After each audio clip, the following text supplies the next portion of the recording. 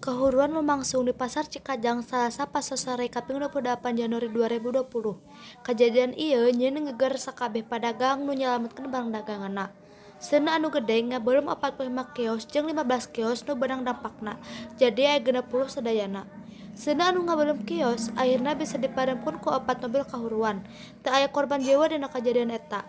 Sabab pas kajadian eta pasar teh tos sepi. Kahuruan eta can pasti kunaon panyebabna.